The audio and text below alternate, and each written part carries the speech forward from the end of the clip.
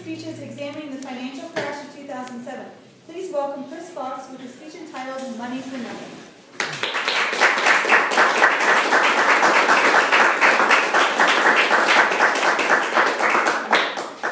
How many people in the audience remember the financial crash of 2007? Pretty much everybody. And that's not surprising, as it pretty much wreaked financial Armageddon on our entire economy. Since then, there's been a lot of questions. Where did 8.5 million jobs go? Why are you, those of us that are fortunate enough to still have a job, making less than you made a decade ago? At the same time, why are corporate profits higher than ever? Why are CEOs more well paid in the United States than they are in any other nation in the world when so many of our people are struggling? These questions have given birth to the Tea Party, to Occupy Wall Street, and probably will spawn future movements as well. But a lot of these movements are misguided, and they're not really sure who to blame for what happened. So the ultimate question is, who do we blame? Why did this happen, and how can we prevent it from happening again? Over the next month or two, I'm going to be giving a series of speeches that's going to answer those questions for you. I'm going to tell you how this crash happened, who was responsible for it, and most importantly, how we can prevent it from ever happening again. And I know those aren't easy questions, and that's why it's going to take so much time and so many speeches for me to really break this down for everyone, but I think it's important to do because the elections are coming. And the only way that we're going to heal this nation is if we are educated enough to understand what the problems we need to fix are. And so that's exactly what I want to help everyone in this room understand, and I'm hoping that you're going to take this knowledge out into the world, tell your friends, tell your family, and hopefully we'll see a little bit of a ripple effect and more people will understand what's going on. Tonight's speech is going to teach you about banks. I chose this as the first topic because banks are at the heart of what went wrong in the financial crash. They are the primary reason that our entire economy fell apart. Why?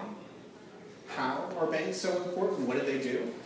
To understand, you need to know how banks work. So tonight we're going to start by learning how currency is created. Where does money come from?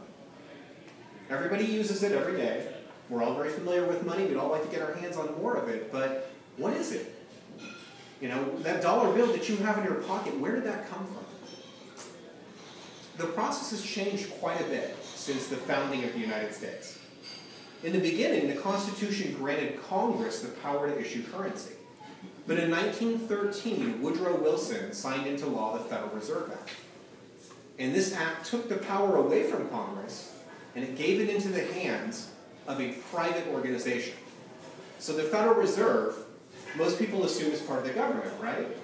It's actually about as federal as Federal Express.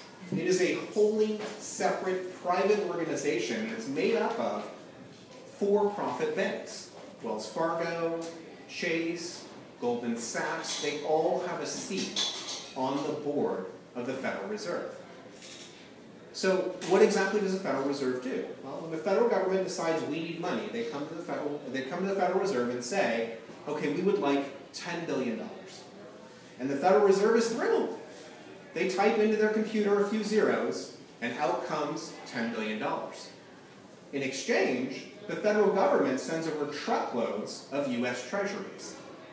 U.S. treasuries are debt.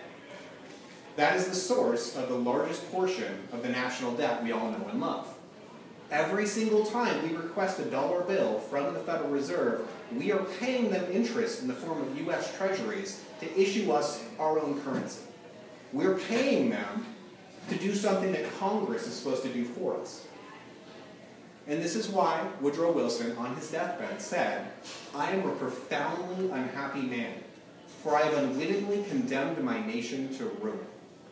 Pretty profound words by a guy who finally understood the monster he had unleashed. And it gets worse from there. The Federal Reserve is just kind of the tip of the iceberg. And all of the charter banks, we've all heard the names underneath them, are the ones that are wreaking the real havoc. Those are the names that I just brought up: Wells Fargo, Bank of America, Goldman Sachs, Chase. All of these banks take that $10 billion that we mentioned earlier, and they start turning it into more money. And this is how they do it. It's deposited into their institutions as reserves. and they use something called fractional reserve lending to convert that into more money. Here's how it works.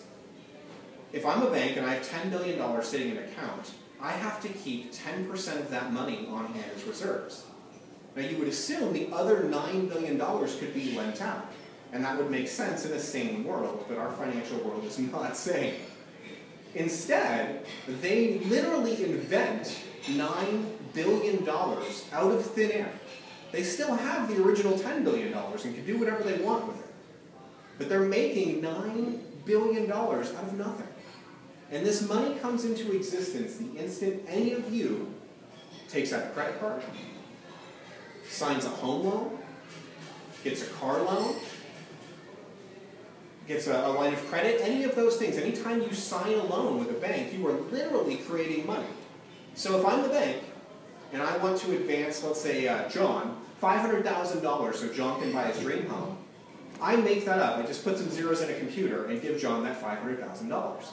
And now John owes me not just the $500,000, but also all of the interest that will ever be generated on that $500,000. And we all understand what happens if John doesn't make his payments for a few months. I get to step in and take his house, even though as the bank, I made the money up. I never had any skin in the game to begin with, but I can still take his house and his car and anything else that he has as collateral if he doesn't pay me back. Let that sink in for a minute. Banks make money out of nothing. Seems like a really lucrative profession, right? I mean, you have a hard time going wrong as a bank. All you have to do is make sure that you make loans intelligently, that your borrowers can pay that money back. And this is why banks are so profitable. But the funny thing about banks is that they're greedy. They want to make more profits. So they're always looking for ways to increase those. And the last time we let them do it was back in the 1920s. We allowed them to gamble with our money on Wall Street, and everybody knows what's happened. They made bad bets, and in 1929 we had the worst stock market crash in history. It totally devastated our entire economy and led to the Great Depression. Now, fortunately for us, our lawmakers back then were either more intelligent or maybe less corrupt, because in 1933 they passed a law called the Glass-Steagall Act.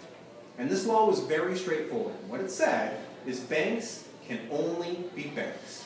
You guys can take in deposits, you guys can make loans, but you cannot gamble with our money on Wall Street because you are too big to fail and it'll crash our economy. Seems like a pretty common sense law.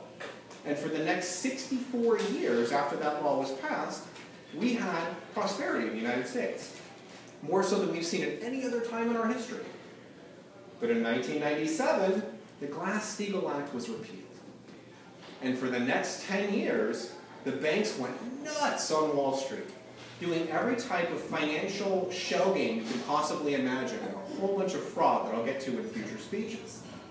And as a result, almost exactly 10 years after they started this process, in 2007, our economy face-planted into the pavement.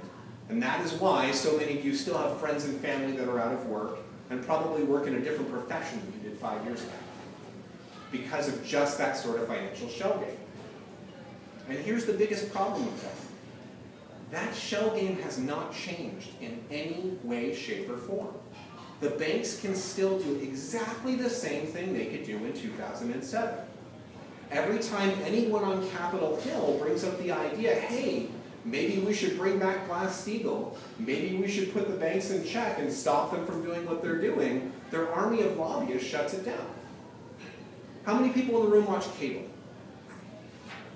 A fair number of people. If you watch the news, you're not going to hear anything about this. You're not hearing about corporate profits anymore. You're not hearing about the banks. It's been whitewashed and kind of swept under the rug. But that does not mean that it's gone or that anything has changed. The problem is still there, and if we can't find a way to bring back the Glass-Steagall Act, we've got problems. And the funny thing about this law is we don't need to change a word of it. We could just reinstate it exactly as it was, and it would fix the problem entirely. So, as we are approaching this election, I want you to take a look around and see if you can find a politician who seems to understand that this is a problem, who seems like they might be willing to reinstate Glass-Steagall, or at least regulate the banks in some way. Because if that does not occur, if we do not find a way to get them under control, exactly the same thing that happened in 2007 is going to happen again. Remember, nothing's changed. They're still doing exactly the same things, making record profits, making really, really risky bets that are ultimately going to cost us, our children, and even our grandchildren. But remember, as bad and as bleak as things have been, we still have the one thing that they fear the most. And that is our collective ability to change things. If we can come together as a nation, if we can come together as a group of people and say, you know what, enough is enough, we're tired of being used, we can affect real change. So I would encourage you to come back to my future speeches. There's going to be at least 4 more. I will explain to you exactly how the banks perpetrated this fraud, some strategies on how we can take back the power and make sure that our family and friends are aware of the issue and know what we're going to have to do in order to kind of recover for the United States. And hopefully we can see some change come about as a result. Now, Toastmasters is not supposed to be political, and I've tried to keep this speech as apolitical as possible. But I want to leave you with this one thing. When you leave here tonight, I don't care who you vote for. I don't care what you think about the political parties, but please, take action. Get out there and make a difference. Ladies and gentlemen, Madam Toastmaster.